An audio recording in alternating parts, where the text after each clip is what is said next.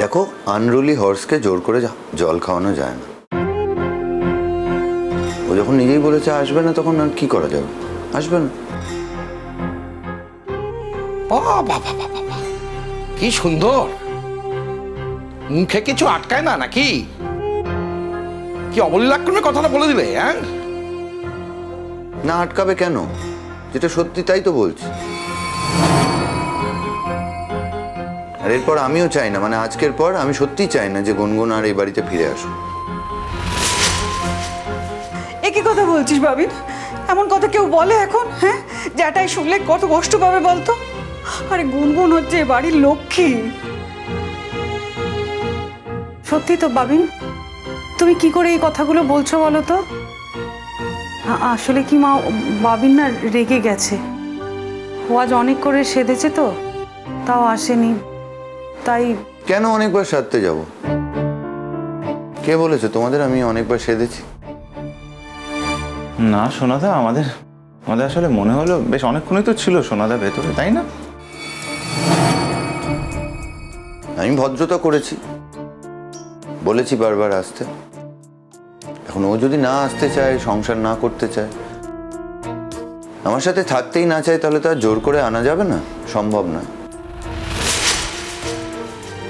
ওর মা অবশ্য বলেই দিলেন যে ওর পরীক্ষা টরীক্ষা হয়ে গেলে ডিভোর্সটা দিয়ে দিতে,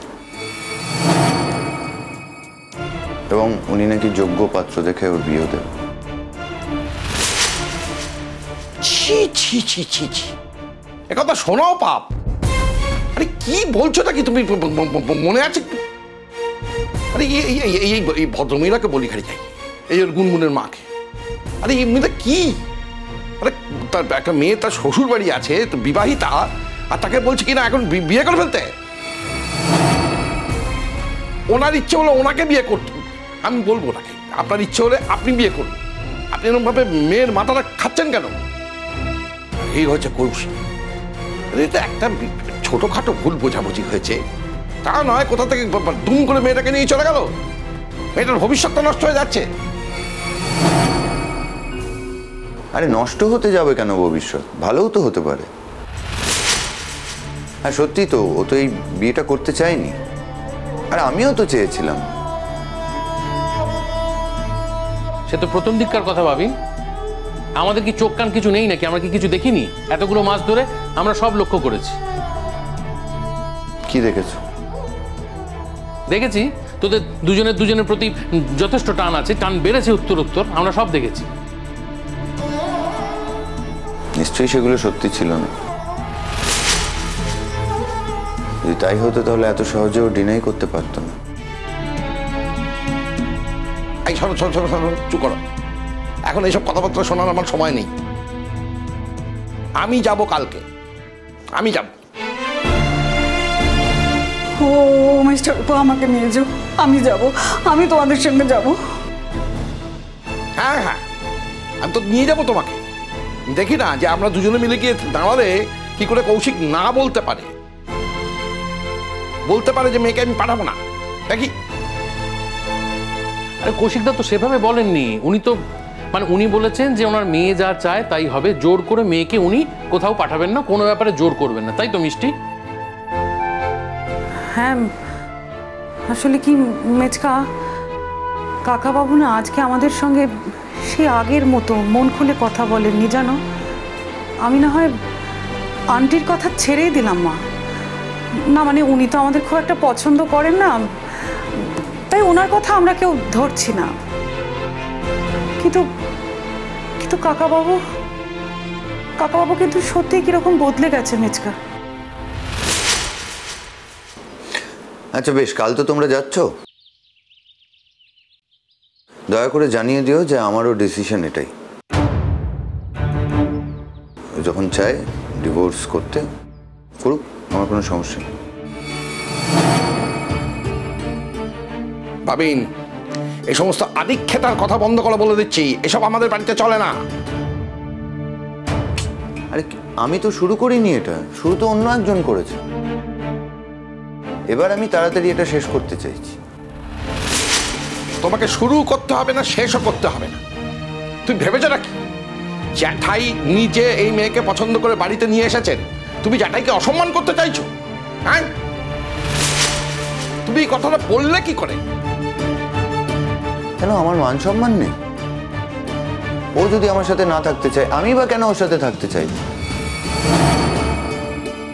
ব্যাপারটা এতটা সিরিয়াস হয়ে যাবে আমরা সত্যিই কেউ বুঝতে পারিনি।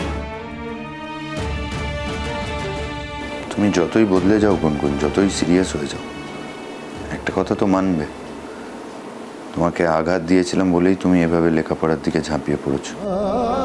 আর সত্যি যদি কোনোদিন প্রমাণ হয়, তাহলে জানতে পারবে তোমার বাবার ভূমিকা কতখানি ছিল এতে।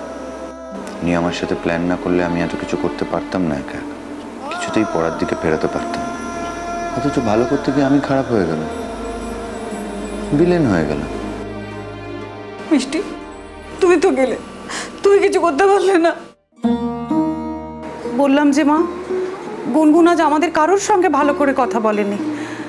হ্যাঁ, একবার এসেছিল ঘরে দেখা করতে, কিন্তু ওই সামান্য একটু আধটু কথা, ব্যাস। তারপর তো আবার নিজের ঘরেই চলে গেল। বাবিনের সঙ্গে একটু কথা হয়েছে ওর। আমরা যখন চলে যাচ্ছি তখন শুধু কাছে এসে একবার হাত নাড়ল, এইটুকুই। যে মেয়েটা একবেলাও আমাদের না দেখে থাকতে পারতো না, আমাদের দেখেও কিরকম একটা অন্যরকম হয়ে গেল। মেয়েটার মনে আঘাতটা সাংঘাতিক লেগেছে, সেটা তো বুঝতে পারছো তোমরা সবাই। তোমরা নিশ্চয়ই এই কথাগুলো আমাকে উদ্দেশ্য করেই বলছো। কেন, তোর সন্দেহ আছে নাকি? হ্যাঁ, যে তোকে উদ্দেশ্য করে বলছি? শোন, এই বাড়ির সবাই এই ঘটনার জন্য তোকে শেষ পর্যন্ত ক্ষমা করলেও আমি না কোনোদিন তোকে ক্ষমা করতে পারবো না, নেভার। আমার ক্ষমা চায় না পটকা, অনেক হয়েছে। যে আমার সাথে থাকতে চায় না তাকে আমি মুক্তি দিয়ে দেবো, জানিয়ে দিও। কি কি কি কি কি দেবে, কি দেবে? সোনাদা, এই কথাগুলো বলা সহজ, কাজে করা তো সহজ নয়। তো মানুষের জীবনেই হয়, সোজা কঠিনের কিছু নেই। একটা মানুষ যে আমার সাথে থাকবে না, থাকতে চায় না, তাকে আমি মুক্তি দিয়ে দেবো, সিম্পল। আচ্ছা, আমাকে একটা কথা বল ভাবি, ও নয় তোর সঙ্গে থাকতে চায় না, আমরা তর্কের খাতিরে ধরে নিচ্ছি, তুই ওর সাথে থাকতে চাস না? কি বলবো এখন? না, সত্যিটা বলা ঠিক হবে না। কিরে চুপ করে আছিস কেন? উত্তর দে। মৌনতাই তো সম্মতির লক্ষণ পটকা। মানে ও থাকতে চায়, বুঝতে পারছো না? না, আমি কিচ্ছু বুঝতে পারছি না। ওকে মুখ ফুটে কথাটা বলতে হবে সবার সামনে, তারপর বুঝবো। সোনাদা, বলে ফেলো, এক মনে ঝেড়ে বলে দাও, মনের কথাটা বলে দাও এবার। আচ্ছা, এটা আবার বলার কি আছে রূপাঞ্জন? ও মুখ ফুটে বলবে তবে তোমরা জানবে। তোমরা যেরকম ভাবছো সেটা নয়। কি কি কি আমরা কি ভাবছি আর কি নয়, খোলসা করে পরিষ্কার করে কথা বল।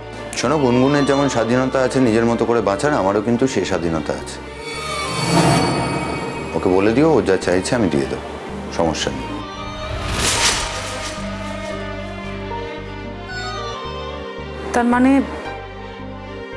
তার মানে তুমি বলতে চাইছো বামিন, গুনগুন আর কোনোদিনও এই বাড়িতে আসবে না, তাই তো? না না না, এই কথা বলো না, এ কথা বলতে নেই। আমি যাব ওর কাছে, আমি ওর দুটো হাত ধরে বলবো, ছোট না হলে পারে আমি তোর পায়ে ধরতাম। আমি এখন তোর পায়ে ধরছি, তুই বাড়ি ফিরে চ। তোকে না নিয়ে আমি এখান থেকে যাব না। আর ওকে যদি না নিয়ে আসতে পারি তাহলে আমার চ্যালেঞ্জ নিও না বড় মা। ওদের জিজ্ঞেস করো, গুনগুন বদলে গেছে, ও আর আগের মতো নেই। গুনগুন বদলে গেছে? হ্যাঁ, আর তুই আগের ভাবি না আছিস? সত্যি করে বলতো, একবার ভেবে বলতো, তুই আগের মতো আছিস? খুরকুরু খুরকুরু